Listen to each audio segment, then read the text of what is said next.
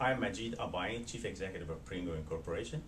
This afternoon, we are here interviewing with Dr. Jeremy Lowry of Plus Delta Consulting. Jeremy is an old friend, and he has over 15 years of experience in performance management and performance enhancement and change management within organizations. The question that we're discussing today is about utilization of online communities as part of change management. And the deeper question that I would like to ask is, how does having an online community support resistance to change, which is an integral part of any change management process that happens in any organization? So I'd appreciate it if you could provide us some information about that. Yeah, it's a great question, Majid. It can go one of two ways. You know, resistance happens for a few different reasons. Typically, people see resistance as a bad thing.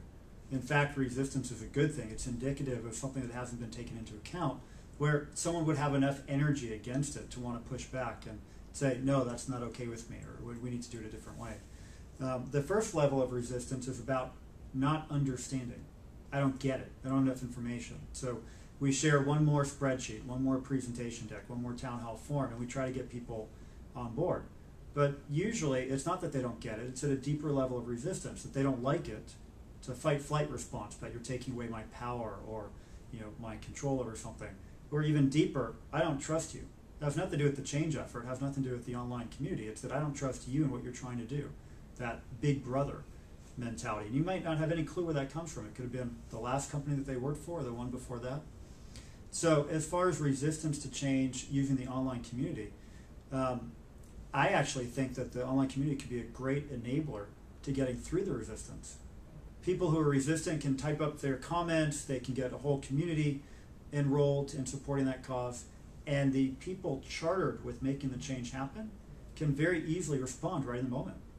And since the transparency is there, the entire company can see the project team or the champion of that effort has nothing to hold back. They're fully engaged and supportive. Hey, thanks for sharing your thoughts. We never thought of that. Here's what we're going to do about it.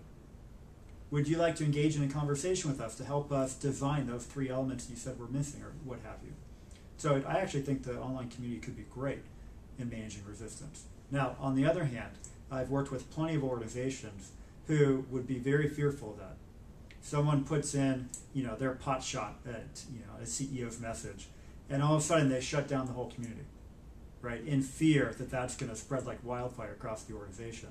And so that actually could generate more resistance, more of that fear that something's being managed against them. So I would caution anyone from starting an online community, if they're not ready, to hear the good, the bad, and the ugly, and then respond to it exactly what it is. It's just feedback. Feedback is a gift, and if you use it for how it's intended, you can actually really push your change efforts forward as a huge catalyst for change.